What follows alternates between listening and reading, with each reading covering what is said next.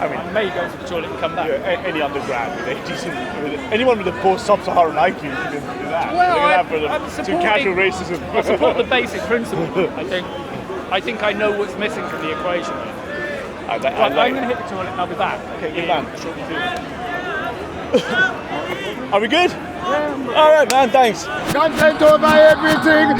So a big thank you to Leon, and a big thank you to DJ Riza for the cam. And I guess I'm here because this was a challenge laid down to the communists in the park, the socialists in the park, Haiku and others. And the idea is, let's start by doing two things here. We're going to explain what's wrong with Marxism and socialism, and then we're going to use that to explain, or at least introduce the new right. And from that, we're going to talk about the world's problems and how the new right is the solution to the world's problems. So, are we all good to go? Hey, good man. So, what is Marxism and who is Marx? Marx wrote the Communist Manifesto in 1848.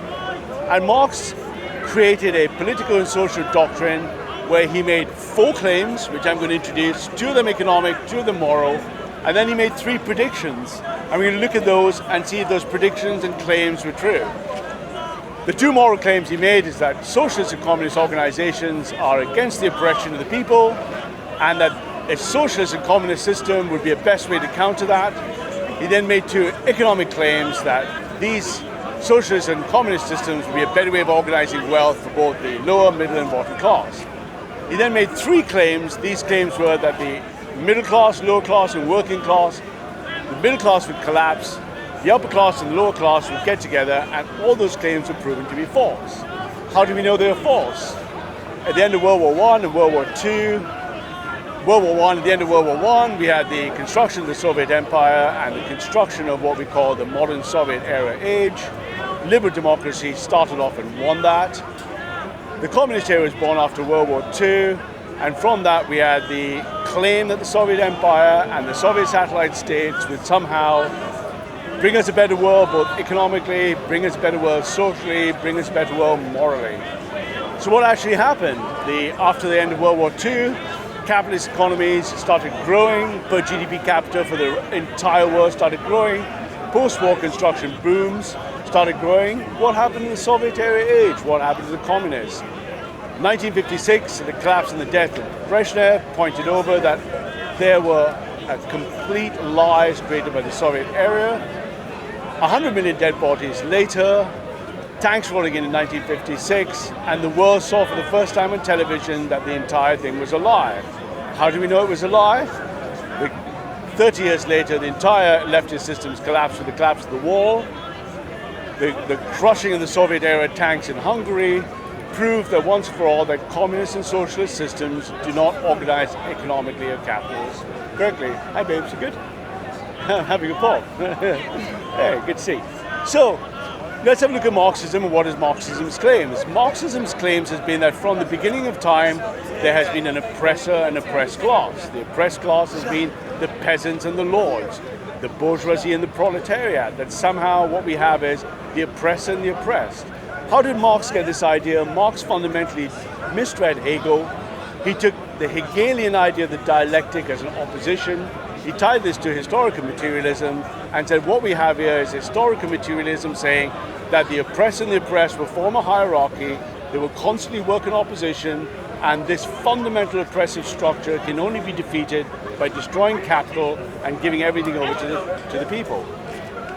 After 1956 and all the way to 88 and 89, we saw the collapse of this, and none of those 4 claims, 2 economic, 2 moral, none of the 3 propositions that he claimed were true. All of that collapsed. So what happened after that? Was that the death of Marxism? No, it wasn't. Was it the death of Marxism as form? No, it wasn't. The following 3 strands occurred. Marxism continued on with an industrial version with Lenin. That was Leninism running all the way down. That was trying pure communism in the Lenin industrial version. That failed. In China, going across, we had the agrarian revolution and the agrarian version of Marxism, leading to Mao. That also resulted in deaths.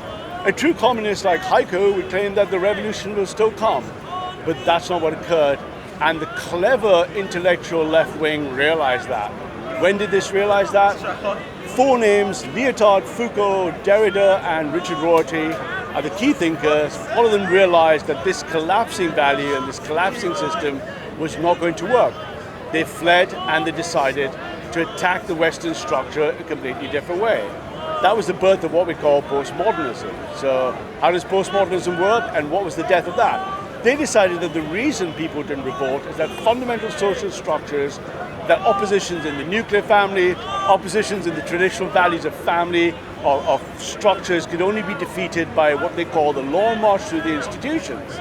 They then decided to conquer media, academia, and from the 50s, 60s, and 70s gave birth to, one will argue, 350,000 professors and students hell-bent on carrying on the oppression narrative. Roll the clock forward, and what we have currently is the state of the world, that the original Enlightenment experiment with the liberal tradition in the middle being destroyed by a set of postmodernists who have moved all the way forward to the world we have today. But is that how Marx and is that how capital works? A couple of other things happened. So if you look at the intellectual history of what was happening, this is a political-social history.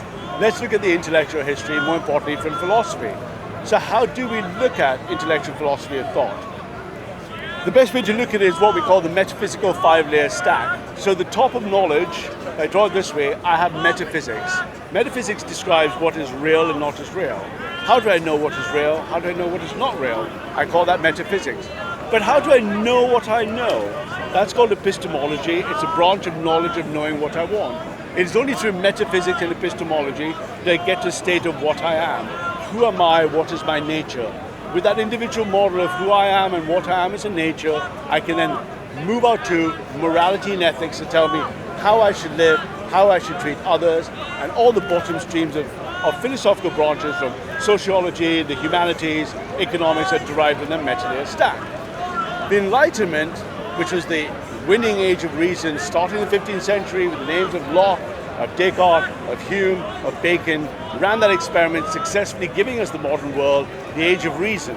But the age of reason is exactly why communism and socialism failed. The four clever names, the Lyotard, the Derrida, the Foucaults, the Richard Rorty, realized that this failed experiment could only be challenged by challenging all five layers of the meta-epistemological stack. So they started out by saying, right, so my epistemology and my way I look at knowledge, the way I look at myself, has to reject the age of reason. Fundamentally, the postmodernists have to attack reason. They started by attacking every five layers of the meta-philosophical stack. They started by attacking the epistemology, which the age of reason said comes from objective scientific knowledge. The postmodernists said, no, it doesn't, it comes from subjective realism. The ontological view of that would be me as an individual living in that physical world. No, say the postmodernists, everything is subjective and realistic. Falling down for the last 50 years, we have the tail end of that experiment. So looking at that, we can see that postmodernism in its fundamental form has tried to be a counter-enlightenment project, a counter-reason project, and this is not something they did by themselves. This is something that was as old as the Enlightenment itself. How do we know that? We have to understand that Western thought and the Enlightenment didn't come out by an accident. It came out from the lineage philosophical treatment of fundamentally Immanuel Kant, who gave us Hegel, who gave us Marx. Kant himself was the first counter-enlightenment who said, no, reason is not enough, reason is limited. So Kant said, I could argue equally for the existence of God, and I could argue equally for the existence that there's no God. So by arguing sufficiently reasonably for and against God, Kant proposed in a critique of pure reason that reason was not sufficient. Running from that forward, we have the modern stage of the world where the left and postmodernist institutions have run their course, and we are now left with an existential crisis. We know postmodernism has shifted this compass of where we are, and I, as a representation of the neo-reactionary right, want to explain why we need to move forward in the first world, and to defend the first world, and to defend the first worldism that allows such things to occur. We must fundamentally return to where the age of reason is and reject all of this. In order to do that, we have to introduce what the new right is. So what is the new right? So the new right started about 20 years ago, and about in the mid-late 90s, I was doing my research at Stanford in California, and early morning I woke up one day in Palo Alto where 9/11 occurred. I wake up at 6:30, 9/11 has occurred. We look at what's happened and we realize nothing more caustic than 19 nutcases driving two planes into buildings have told us that fundamentally the West is under attack. The West is under attack not just physically, not just intellectually, but those buildings were a direct attack on everything that Western culture stands for. So we, looking at there as fundamentally technologists from a philosophical bent, decided that to combat that, we have to go back to the age of reason, go back to the postmodern experiment and see what is wrong and why is this experiment failing. Rolling the clock forward 20 years, we are now where the neo-reactionary right are winning every single war, from Trump to Brexit to Salvini to the AFD to Bolsonaro to Brazil to the destruction of everything that is non-nationalistic. That is our position. So what do we see in the new right and what is our positions? We accept in the new right the following fundamental axiom. We declare that no gene, no phenotype, no human being, no culture, no race or nation are equal. Again, not a gene, phenotype, trait, person, nation, culture or race are equal. We believe that difference is fundamental, difference comes from nature, and that nature can be the only way to describe what we are. So what are we? How do we look at the modern philosophical versions of knowledge? How do we put together a model of humanity based on scientific realism, what we call neo-realism? And the following thing is what we do. From the end of philosophical knowledge, at the end of logical positivism, at the end of Hegel dialectics, we come to what we consider the trinity of the new right. The trinity of the new right says that mathematics, physics, and computing interoperating in Popper's three-world model is the only way to describe the entire reality of being. What do I mean by that? We have human beings in consciousness interpreting a physical world described by physics using mathematical structures. Those three things have fundamental limits. All three things have a limit. Let me explain what I mean. Mathematics is itself limited in logic. We know that Gödel's incompleteness theorem tells me that there's not a single set of propositional statements in logic that ever close. Observation in physics tells me that Heisenberg's principle of 10 to the minus 34 centimeters says I can't measure the universe the way. Consciousness in our synaptic cleft tells me that the interpretation of the world and the interpretation of logic of the world can't be put together. So with that fundamental neo-realism of the new right, we have a base model that says science and nature must be described bottom up. But this is taboo to the postmodern left. The postmodern don't want to talk about man and women not being equal. They don't want to speak about blacks and whites not being equal. They don't want to say one brother is stronger than another brother. They are hijacked the liberal idea that everything is equal. We in the new right say that is false. Nothing of those three axes are equal, and we are going to subtract that and create a new world model. So what is our new model in the neo-reactionary right? We start from our neo-Darwinistic perspective that says there are three different ways to look at it. It's what we call Spandrell's trichotomy. And our fundamental view of that is we have ethno-nationalism on one side, we have what we call theonomics on the other, and fundamentally at the top we have techno-commercialists. Hey man, how's you doing? You good? So what are those three polities of the neo-right? So in neo-absolute rightism, those three polities create the synergies of the triangle. What are the three things? On one side, ethno-nationalism claims that people who are genetically equivalent to each other, who have for time immemorial lived together as close ethnicities, form a national ethnic tribe. In the theonomic positions, which I can use either Christianity or Islam, we say that the patriarchy of religion given by God, given in natalism, tells us that religion is our way of organizing. And from our current model of the post-Austrian School of Economics, we know that anarcho-capitalism is the only way to describe a perfect market system. So in the polity of the new right, if I repeat ourselves to the axioms that no gene, trait, human, chimp, race, culture is equal, I can now build up the foundations of the intellectual new right by saying there are three types of things. Those three collectives must form together in Spandrell's trichotomy. How does that work and how does that tie to biological determinism? Well, it's very easy. If I look at ethno-nationalism versus theonomics, if I look at the left versus the left are women, the right are the elder men, and the producers of the resources are the young men. So let's look at how that works. So what does an ethno-nationalist do? What does the elder of the tribe do? He creates the rules of the game, he protects the borders of the kingdom that allows women to reproduce. What do women do? Women are fundamentally dysgenic. They will have as many offspring and they want all their offspring to be protected. What do young men do? Young men produce work and consume work in a pure anarcho-capitalistic model so they can reproduce with women. That fundamental basis of nature has been tried immemorial, cross-culture, cross-time, as first recorded in the Middle Ages. We know this because those three in what we call traditionally in classical thinking the three estates: the priests, the warriors, and the workers, or the priests, the aristocracy, and the workers. They have Latin names, we don't care about that. Roll the clock forward and let's now look at the worldview and what is the problem today. So with race realism, with biological determinism, with genetic structures in place, we have the following state of the world board. We have 7 billion chimps in a closed system of a planet. In 2050, those 7 billion chimps are going to get to 10 billion and they're going to steady state. What does the steady state of that 10 billion chimps on the board look like? 55% of the board is India and China, strong ethno-states by themselves. 800 million people left on the board are white people across the world nation, 400 million of them Slavic, 2.5 billion growing to 3 are sub-Saharan Africans, 1.4 billion are Muslims. 1.4 billion Muslims and 2.5 sub-Saharan blacks are heading to white Western nations. Ethno-states by India and China will not permit such immigration. So we have a conflict that fundamentally cannot be solved by liberalism, cannot be solved by postmodernism. It can only be solved by accepting the fundamental tenets of race realism, biological determinism, and biological collectivism. So what does that mean in practice? What does it mean for people here today? If you're a white man and you're a young white man, the most important thing you can do is find a woman, get married, and have white babies. Why? Because your demographic relation trend is under full force. What if you're an Asian? What if you're Indian and Chinese? What can you do? What you could do is realize that the biggest strong polar orders of that survival is going to be the Western cultures that are being replicated in the East, with the East holding power against the world of the third world developing, attacking the first world.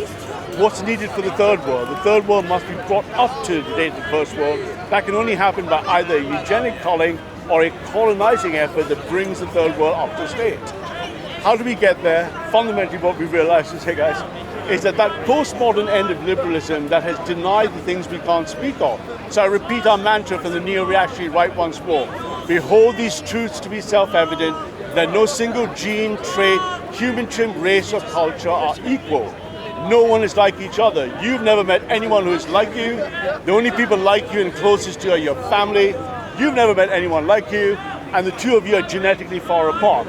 To pretend that you are equal, to pretend that you are equal in any form of being, of expression, is a lie. The only thing to accept the difference is that you are not equal, and it's through difference and inequity that we can solve our things. That's my summary of why Marxism is wrong, why liberalism must be rolled back, why neo-reactionary right is the answer. I have a man who might have questions for that, or not, and here's his chance to jump in. Oh, cheers. So I don't know if we're jumping in at this point. You can tell me? It looks like me exactly. So He's exactly not like you. You are a replica. You're exactly not alike. I am exactly not. So I can tell you're 6 haplogroups away from each other. So your core axiom Correct? is that human beings are fundamentally not equal. Fundamentally, that a gene that creates a phenotype that creates a human being, and human beings expressing themselves in an environment, creating culture, races, are not equal. Got it. Okay, I think that's the point to be attacked. You can Absolutely. see that if that point falls, all else falls. Absolutely. Okay. So That when is axiomatic. right, axiomatic, you were at the nub, because there's a lot that you said. Axiomatic. If you And there's attack a the lot that axiom. I agree with. I would agree with the idea that we are hardwired and it's futile to ignore that. I'm happy to undertake attacks at any level of the axiomatic structure. Okay, so we agree on that. Okay. I think it's important to understand environment affects that as well. Correct. And to get the balance right between the two. But there's not a balance you get because your genes play out in an environment. So your gene and phenotype. So let me give you an example. Do you know what percentage of your political views are inherited from your parents? Oh, probably loads by default. No, But as a percentage. I would. 40% of your political views are not your own, they're genetic. I don't know how to argue with that. Maybe you're right, maybe you're not. What's your source on No, the I can give you information? all the sources afterwards, you put them all on, but let's assume for argument's sake that it's true. I'll assume Something it's as sophisticated as what you might think you hold precious and dear and part of your big cognition, your political views, are actually genetically heritable. So Okay, 40%. can I knock that down to the axiom then? We're far more mechanistic than we like to appreciate. That seems true. Human beings are fairly mechanistic. Well, if you go down to 3 levels under axiomatically, we're not as mechanistic because at the fundamental trinity, as a theoretical computer scientist, we look at Popper's world model and says there's 3 axioms. I have mathematics to describe the world, I have physics to measure the world. As a conscious creature, I'm interpreting biomathematics by physics. But all three are plagued with uncertainty. In mathematics in 1920, Kurt Gödel shown in Gödel's incompleteness theorem that there's no system of mathematical logic that can ever be closed. So we have fundamental uncertainty in any descriptor in mathematics. I didn't know that. I didn't dispute the fact that uncertainty will always be in the balance. But it's wide into all three axes. But we're trying to get as accurate as possible, and an accurate understanding of the balance between environment and hardwiring is important. Yeah. Yep. So we're not disputing to understand it. To understand it, yeah, because you could get the balance wrong, yeah. You could get your observation. You would typify the far left as going, we don't even believe in the hardwiring, and to you and me, that's just bullshit and go away, yeah. Not just that, they're actually violently opposed to the idea. Yeah, which is just pissing in the wind. Forget it. Okay, that's just that's denial of reality. Yeah? Exactly. And what amazes me is I see the idea that we have common hardwiring as being the best possible platform for arguing human equality. So, but only if you argue those genes are the same. No. That's where. But we know they're not. I'll tell you why. So if you look at chimp-common ancestry, 6 million years ago we diverged from chimps. Yeah. So we look from a genetic record, we have a common chimp ancestor that's 6 million years old. Yeah. 350,000 years ago the races diverged. So I can tell the difference blindly of races using genetic sorting by your saliva. How do I know that? You can take your saliva and send an envelope off and you can get your genetic DNA test. Yeah. So you can know just from saliva that you and I are not equal genetically. So about 20,000 string genes, of which 70% are coding genes, you and I don't share common genes. We share common genes. I wouldn't query any of that. I just think so we're not equal. No. I don't think I think those facts are almost certainly correct, but they don't end with the conclusion you've drawn. Okay. Because they're predicated on ground you're standing on, which isn't as strong as you think. Okay, well, I'm happy that my ground is swept underneath me. Okay, well, I'm going to sweep it. I just want to point out I don't think it's as strong. Because I watched, all the people in history who've asserted human equality, yes? From various sources, from both humanist and spiritual. Yeah, absolutely. Yeah. On what basis did you assume they were asserting equality? Well, there's two versions. What was their rationale? There's two histories of equality. One is a theological equality that starts all the way from Jesus Christ downwards to 2,000 years. I'm bringing that guy on board. I'm a Christian, so they're all the way from Jesus Christ down to 2,000 years. Right. Even the post-Enlightenment thinking of theology, you can take as modern interpretation philosophy by Kierkegaard, and you can say, right, there's an idea that some of the human experience is transcendental, and that transcendental experience is equal. You've read a lot, you know a lot, you're educating everybody, but just to synopsize, yeah? Yep. There's a religious tradition, across religion. Absolutely, yeah. Where I think my understanding of religion is, there's an understanding we all have a soul and all souls are equal. Yeah. It sort of comes from that platform, yeah? It's an axiom. Yeah, it's the axiom. So axiomatically, the religious argument for equality is based on the idea that we all have a soul and all souls are equal. Similar to like candles, yeah? Only in the Western tradition. Okay, not just, but anyway, it's there. It's a valid route, yeah? But it's equal at the end of your life. There's then a humanist route that comes in through Jefferson, Paine, and which goes, we hold these truths to be self-evident. Yeah? Lock in view. Right.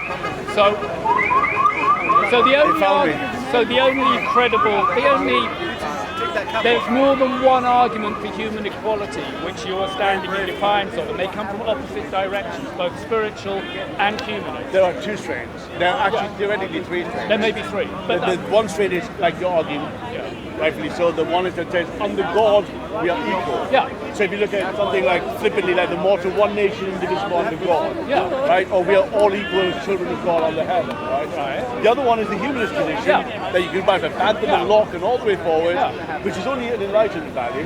And the third view is the left-wing value, that no, we are equal because rights therefore are extended, falsely extrapolated, which you and I both reject. Okay, I think we'll get rid of the left thing, yeah? Right, but I think I've got two credible forces to bring forward, which both may be wrong. No, they're not wrong, they're propositions. They're propositions. And those propositions are against realism. Okay, and I think in both of those propositions, what you're missing in your definition of equality is, they're not saying the definition of equality is all people can run as fast as each other. Yeah. In other words, they're not saying that we're equal as human doing. Yeah, that's absurd, right? I can't run as fast as Usain Bolt. We're equal as human beings. Yes. So they're creating a very clear distinction and triaging between our existence as beings, which is a far more subtle and important definition, and are quantifiable and measurable. I absolutely understand where you're coming from. Yeah? So, and I wouldn't dispute. So I would like to therefore unpack what you mean by when you say these human beings are equal. So let's take a simple case example. how you and I equal when you say we're equal? When you accept that clearly we're not equal. at the level of doing. So not a level of Clearly, biology. we have no at the level of in terms of your abilities, our strengths, weaknesses, heights, DNA, saliva, boom, boom, boom. So none of those are equal. None of those are equal. So but where that- do they become equal? I was never arguing that. No, I'm not saying you are. So Okay, where but- do they become equal? Is my question. They don't.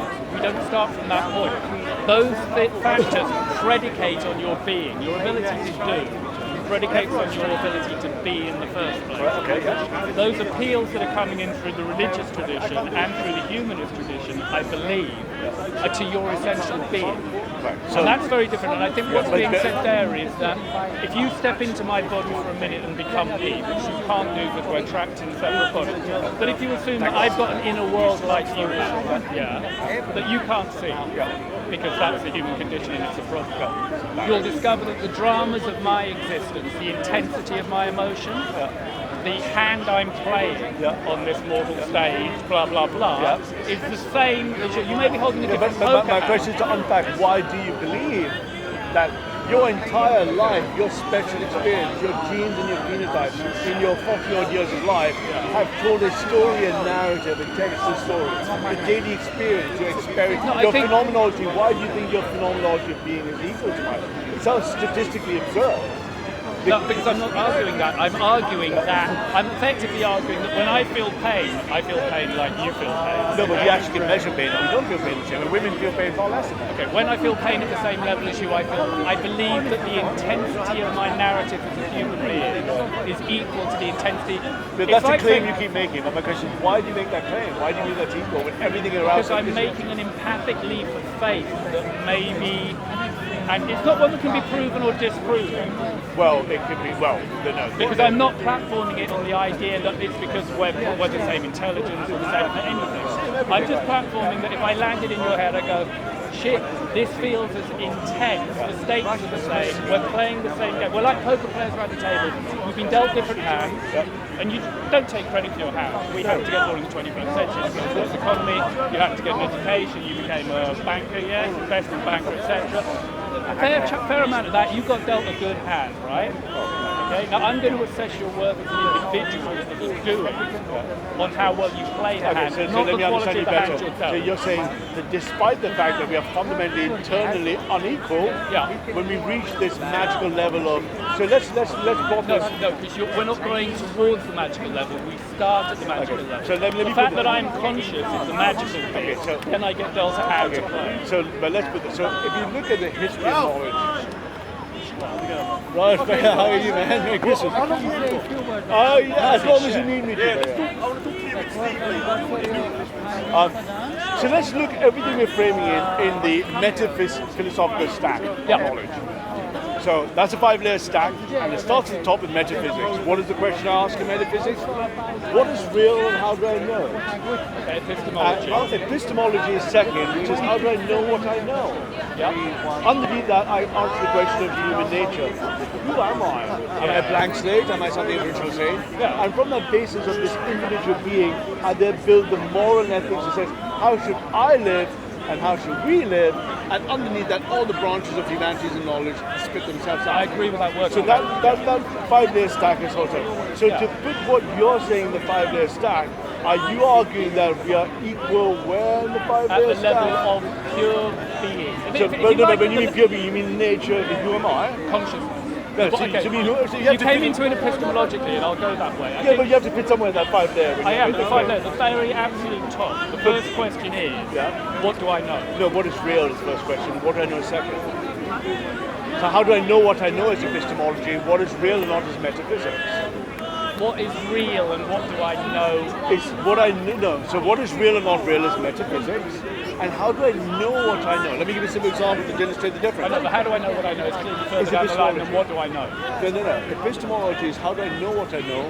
How do I know what is real or not real is the top layer, right? So you could be having a delusion right now experientially. Right. None of this could be real. Right. So that is metaphysics. Right. Now, how do you know that this is real or not real? I That is don't. answered by I don't. Well, how do you know or don't know is whether you do or don't. But that answer is that's answered by epistemology. And from that basis, you then make your You're We agree on that hierarchy. Maybe we're getting stuck in small No, groups. no, my point is when you make the claim we're equal, Yeah. where's the equality in the layer of the stack? The equality is it's the fact that you have an inner world and consciousness So in the the first Descartes place. view, right? Yeah, so now, do you understand how consciousness works in the brain? No. I know you can dissect consciousness, but I'm saying this because then you'll end up in a deeper philosophical argument about neurology and a whole load of stuff, which is fun.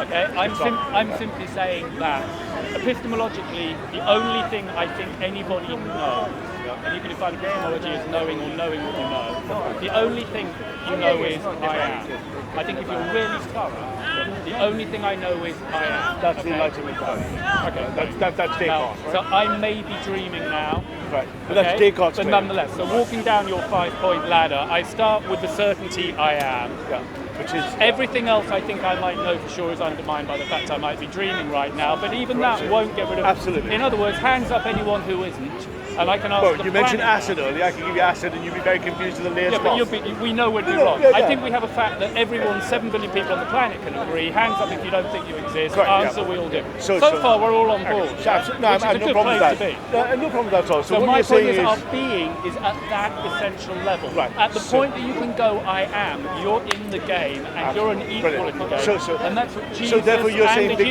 humanists are alluding but you're to. saying therefore because I am and you are, we Yeah. are therefore equal. Yeah, that's How the do- level no, of equality no, no. that I believe you'll find the No, but- religions No, but and that's, the humanists right. are appealing But to. that's a propositional claim that is antithetical to realism. Well, you say that, but at least I'm No, but giving you. I- I'm giving you a grounded and structured things that goes. but- All the realism, everything that arrives from my genetics and my nature, follows from the axiom of I am, and that is the point of equality. People but are only alluding from to. your first person point of view. But No, that could in wire you up right now. Because the Right. first thing that I do, having established I am, is I realise everything else I do is probability. I'm guessing, basically. I therefore go, my job is to try and make good guesses, yeah? I'm guessing the ground won't swallow me up now. no I good could get guessing. I'm guessing a meteor won't hit me now, Yep. blah, blah, blah, right? I don't like it. Okay, so I've got to make a series of guesses about the world, and I hold a model of the world in my head, yeah? But your propositional claim is that because you exist and hold a model of the world, and I exist and I hold a model of the world, that we are therefore equal. I don't know that you exist. We're getting there. Okay, but let's I know that I'm being let's race thorough. forward the plot. Okay, let's race forward the plot. So I'm going to make certain beliefs that I'm going to make choices in life. You're making on. truth claims, yeah? Yeah, like I've decided to believe the world is round, even though the evidence superficially is it's flat. Yeah. I've decided to take the leap of faith that maybe you're a real person within a world So let's like assume me. you've done all of that and you see that I'm a real Do person. you accept that that's a reason? Because it may be wrong, maybe you're not. No, Maybe you're just I have a no kind problem of with that, mechanical but that's thing, classic Enlightenment reason. So if you look at Enlightenment values, how did they come about? What happened before the Age of Reason? I'm not So sure before that the Age of truth Reason- that no, the before the Age of existential Reason- truth necessarily be reflected in the history automatically. Well, it must be because you're historical creatures. So before the Age of Reason, before Descartes, you had the value that you were not. You were born as original sin. So you didn't just exist and I think therefore I am. That didn't exist in the 1400s. But they were wrong. Right. So but before that, there was a worldview that said, oh, this was what was before. Now you've come on board with basically saying, hey, so I got the Age of Reason, because I will use reason, I think therefore I am, and from that I will get the four branching Enlightenment concepts, right? I didn't get to this point by reading Descartes and agreeing with him. I got You to don't this need point by examining my own experience, Absolutely. Yeah. analysing it, Yeah. noticing that there was a tradition Descartes that just described formalised it. what you're doing. Yeah, pretty much, okay? Okay. I'm not saying that I'm a fucking genius who just No, would have no, come no, up no. with Descartes anyway. They've said it better than I have, but I can see how they got there. I thought it through myself. So I'm going to take a leap of faith, which I think is the same one that maybe Jesus and other religions and humanists have taken, that you are on that fundamental level an equal entity to me, and therefore I should treat you, aspire to treat you with an equal level of consideration and respect. Okay, so that's something different Okay. altogether now. Now So that's a what- moral platform that a lot of people come from, which justifies But that's a the belief position. system that you So now stand you're against. you're now level 5 and 4 when you make that claim, because what you're now saying is that, so I exist today, here, let me replay what I believe you said. You said, I exist, I am. I've used the age of reason to believe what I am is what I am through my own reason as opposed to the age of faith. I've now looked around the world as a chimp. I've seen here's another chimp. I think, gosh, he must be just like me. I'm willing to gamble you on. And then what I'm going to do is I'm going to take both morality and ethics, i.e. what I should believe is good for me and what I believe I should be good for us, and I'm going to consider that to be equal. I'm going to assume that if you kick me in the nuts and I kick you in the nuts, we're having broadly a similar experience that neither of us wants. So therefore, maybe we shouldn't do that. And there's nothing wrong with that, except none of that can be evident against realism. You can kick me harder than I can. I might screw you over tomorrow. You might screw me over tomorrow. But your realism, it contextualizes all the realism that follows in rather the same way as this. If you've got two kids, and one of them gets an A on their exams and the other gets a C, you would argue, well, they're not equal. Clearly, the A kid is better than the C kid. Or he's an A kid. And that's true, and that automatically follows. But your entire relationship with those children predicates on the belief that you care about them, and if you do, assuming you believe that they both worked equally hard, you won't reward one higher than the other if you're a good parent. If you're not a good parent, you'll go, hey, A kid have more, C kid have less. So let's run another experiment. So so let's say you had 3 kids, and you had A, B, and C, and kid A is there, and B was murdered by either A or C. He got murdered, really? Okay. By either A or C. Would you consider before and after the fact that A and C are equal now? Well, they're equal suspects at this point. What do you mean? So let's say now... This isn't about their human equality. No, I'm running a moral thought experiment. So I have 3 kids, A, B, and C. I leave them when I come home, B's dead. Let's say they were all they were the same age. They go, Jesus Christ, I don't know which one is equal. I'm going to consider them both equal. And then C confesses. Do you see them morally equal now? No. Well, hang on. At the essential platform, yes, but one of them has clearly acted immorally. He's killed your other offspring. And that should have his own consequences. He's killed his sibling and your offspring. Yes, but he's made a choice. I'll hold people responsible for their choices. Okay. Built into quite a lot of your thinking seems to be an argument that you should be holding people accountable for things that aren't their choices. They are just the accident of their condition. No, that's misunderstanding realism. Race seems to come in quite a lot. And I take race not to be a choice, but to be the accident of my condition. No, race is just a historical expression of your history. Well, you were framing a lot of your arguments, and now we're moving away from group metaphysics, which I think is the best place to be. So sorry if I'm moving to branch. I'm happy to follow you. But the branches of your argument did seem to end up in the idea that I'm tribally rooted in things which are defined by like my skin colour and shit, But skin colour is just expression. Okay, an expression, Caucasian, whatever, So you've affiliated me with a tribe, and I don't. I'm not affiliated. Your genes and genotypes can be mentioned to be affiliated. I'm not arguing that those connections aren't empirically true. I don't mean empirically. I mean factually true. Empirically means through the census. I'm arguing that, it's factually accurate, but I don't fucking care. My stake to my rights and your rights is not rooted in the accident of the body I happen to get born in, whereas in your philosophy, that seems to play a far bigger part. Okay, so the reason we look at that differently is that you're imagining rights as one part of what it should be a symmetrical relationship. So rights should be a symmetrical relationship with responsibilities, right? You said you're a Jordan Peterson fan. We use Peterson on here, right? Yeah, we both like Jordan Peterson. I think he's a bit of an intellectual problem. I think he's not bad, right? He makes a lot of good sense. He's good minds, right? I don't think he's as deep as people think he is. So if you're making the claim that I have a right and I want to give this right to someone else, you must agree, if you're a Jordan Peterson fan, that must be a symmetrical responsibility. Now you're holding axiomatically that rights and responsibilities are given to us and that they somehow exist in a vacuum of equity. That's your claim. But the real world, when I look around you, but when you see the thing that, hey, we are all, I keep going back to your original claim that we are equal. The fact that the light is on. In a world of objects, what I see is... You're alive, To me, that is fundamentally kind of miraculous or transcendent phenomenon. To me, in the beginning, Big Bang, hydrogen atoms, helium atoms, objects doing shit. No inner world. The idea that hydrogen atoms end up turning into stand-up comedians who generate humour, that journey, I think, in science you talk about emergent properties. I think we can say there's a hell of a lot of emergent properties in that. You hit the right thing. So I'm not a reductionist. So I spend a lot of time in the Santa Fe Institute. is the birthplace of complexity science, right? So in complexity science, right? No, but I don't think anyone's watching this incident. With that light, I think we're just talking to ourselves. It's fine. Perfect, right? Okay, So we really care about how Sorry, if you are there, I don't mean Hey, that. you're quality based in this club. Derek, how are you, my man? I'm good. Content over everything. From your Man, say it straight. Man, don't listen to BBC. Man, don't listen to ITV. Listen. We can look at the data. Yeah, no. Looking at data is always a good idea. Yeah, the data is very good. I do appreciate it. It's very kind. I spiked it with LSD. I'm kidding. I was counteracting your joke. Timothy Leary and I go way back. I spent 2 years in Boston. Do not have that enough acid. Got it.